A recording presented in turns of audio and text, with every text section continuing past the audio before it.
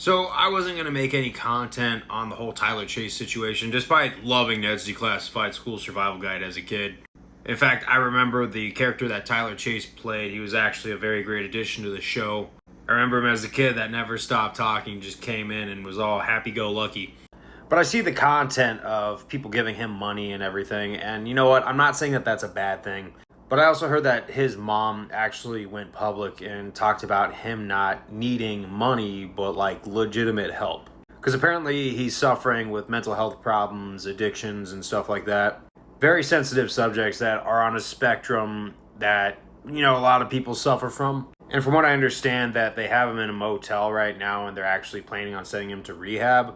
I don't know how much of the story has actually developed, but I think that's a good idea. And I like the message that they were sending with the concept of them handing him money.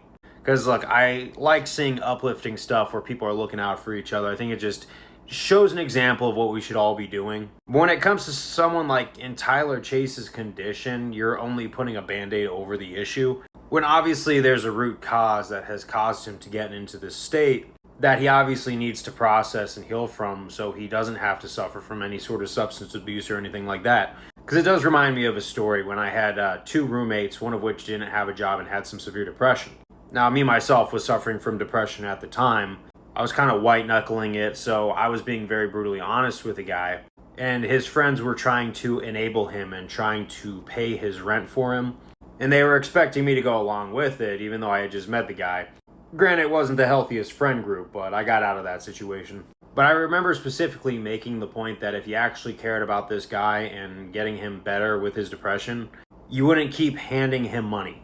You would need to help him boost his confidence and make him feel loved, and maybe get him someone to talk to about his deep-seated issues, so that way he can become a functioning member of society. And you know what, years later, the guy found a purpose, and he went into the military, and I see nothing but good things from him. The guy looks like he has a bright future.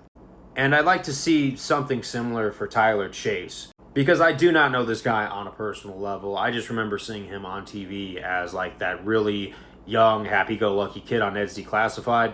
And to see what happened when the camera stopped rolling is very tragic, and it resonates with a lot of people who suffer from the same timeline in American society. I see a lot of potential that he could be an example for how to truly help people in that state of mind. So for those of you who are getting Tyler Chase into rehab, therapy, whatever it is he needs, to make sure he becomes a functioning member of society and can stand on his own 2 feet, good, because that's the best help you could get him.